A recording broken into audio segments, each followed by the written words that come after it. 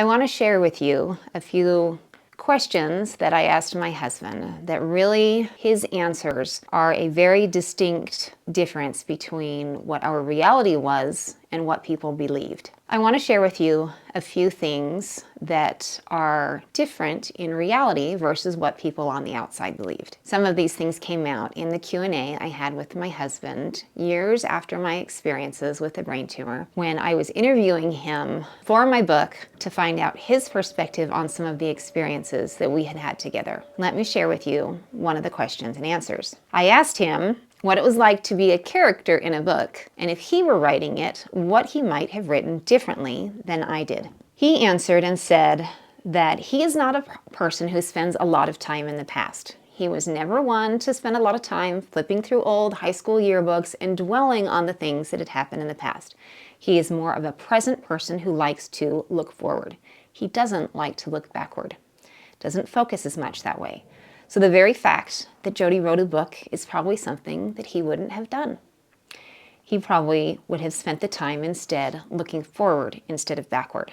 But the reality is, for Jodi, it's still part of her present and it's not in the past. That is a point that is something that has caused both of us quite a bit of struggle. Because while I continue to deal with side effects, complications, headaches, dizzy spells, additional time sleeping, many different surgeries. I've had 15 surgeries since the initial brain tumor removal. As much as he wants to be able to put things in the past, we cannot put things totally in the past because I am still living this reality right now in the present. And it will likely continue to be part of my story forever going forward into the future. And that's something that has caused some heartache and some pain between us because there are times that he has said, like, can we just not put this behind us? Can we just move forward? I don't want you to be the brain tumor girl. And I thought, well, what do? I can't pretend that these things didn't happen, nor can I change what is my reality and the things that I am dealing with right now. And there were definitely times where that was a source of hardship, maybe even some contention, because I felt like I had to not talk about, not express anything that was going on that had anything to do with the brain tumor. If he came home from work and asked how I was doing, I didn't want to respond with anything that would indicate that I had been struggling with those kinds of issues, because I know that at that time, all he wanted to do was put those issues behind us. And it was something that caused a lot of heartache for us and a lot of heartache for me as I tried to deal with my feelings around it, and probably a lot of heartache for him as he was dealing with the new reality that this was going to be a part of our story forever, and it wasn't likely to be something that was ever going to be solidly in the past. Those were some pretty hard things to come to grips with. I think he also struggled, as he mentions in here, that the book comes to a beautiful little conclusion. And at the end, I have a moment of peace and acceptance with who I am and also with how other people saw me. And it wraps up just really, really nicely. But he says, in reality, Jodi still has issues. She still gets migraines, has issues with her eye, with her facial paralysis. And yes, we have to keep moving forward, but her story has not wrapped up in quite the nice, beautiful way as did the book. He said, sometimes I want people to understand that she still has these struggles, and other times I'm just ready to have it be in the past. Another question I asked him that really caused me pause is, if you could change anything from this real life story, what would it be and why? He said, the easy answer is to say that Jodi wouldn't have gone through all of this. But in saying that, I know I would be depriving her of the growth that she experienced through this trial. But I have wished, and I've often thought, at this point in time, I wish that she could be 100% again. Maybe not even to take away what she experienced, but that finally she could be truly healed and well, so that she would not have to deal with any of the aftermath from this point on. That would be my wish, if I had one wish, was that she would be fully healed. And when I heard that, he said it with quite a bit of emotion. And I experienced it probably with different emotion, because I could see and hear the love in his voice, that he desperately wanted me to be healed for myself. And I could also experience it from my perspective, that I would love to be healed, but also having that reality, knowing that that wasn't likely in the foreseeable future. And that if his wish was for me to be 100% healed, what does his reality look like in dealing with the day-to-day, facing the facts that I still have many, many issues and that I have many things that have compromised me. I have weaknesses I didn't have, and that it has caused us to struggle in ways that we didn't before. And these are experiences that are going to be different for people who are going through different situations, but I think many of the emotions could be the same.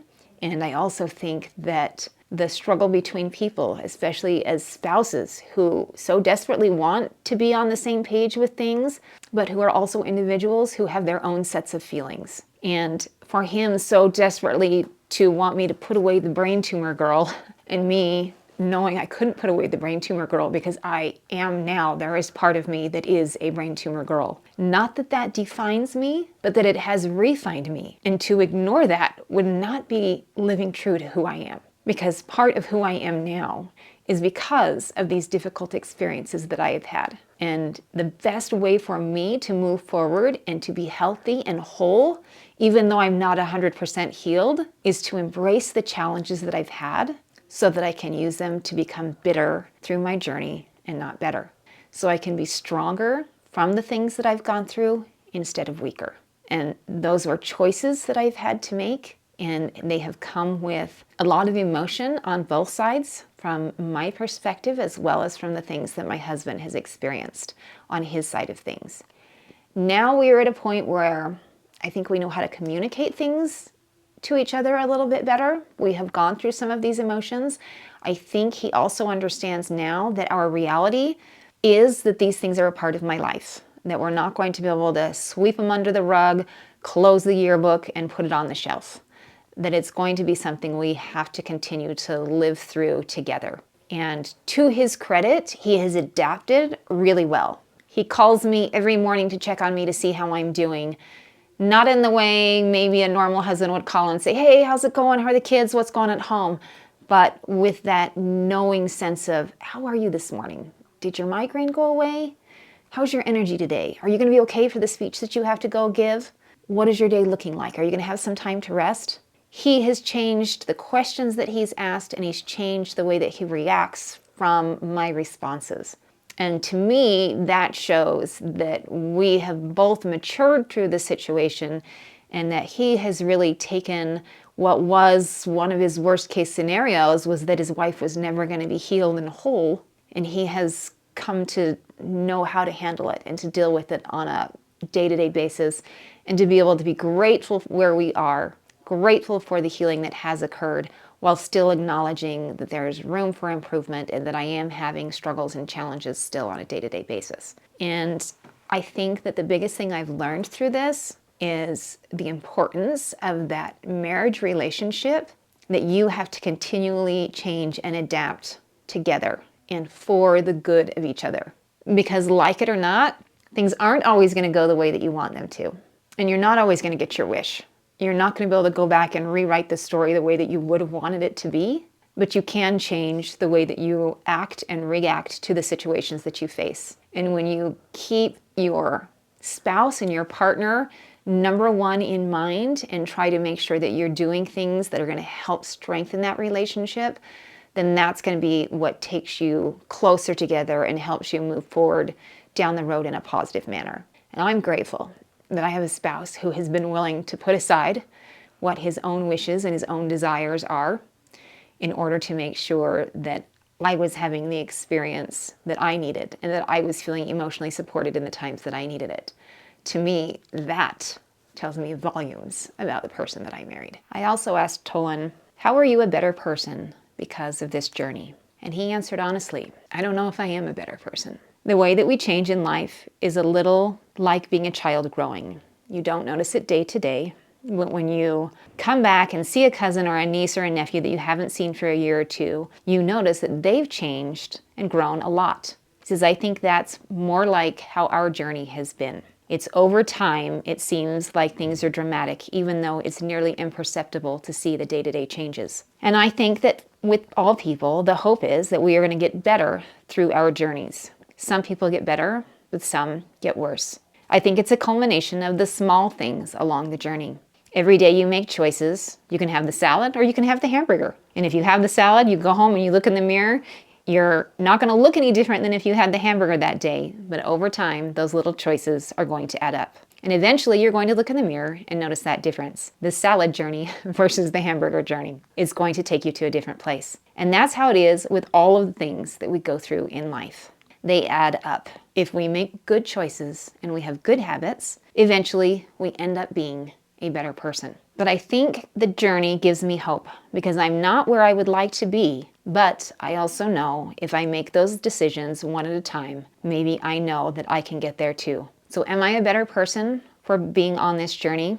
Well, I hope so. I'm not the person I would like to be yet, but I hope I'm moving in the right direction. And I think direction is more important than where you are right now. If we are headed in the right direction, that is more important than where we stand. I realized that when I was in college and I was poor, I was wrapping up school. I was in my final year and had secured a fantastic job for when I graduated. But I was happy because I was happy because of where I was headed. Even though I had no money, I felt like I had all of the prospects in the world. I had been in the same situation, eating macaroni and cheese, but I was happy. I could have been depressed, but because I knew had things to look forward to and I was heading in the right direction, I knew I could have hope for a better future.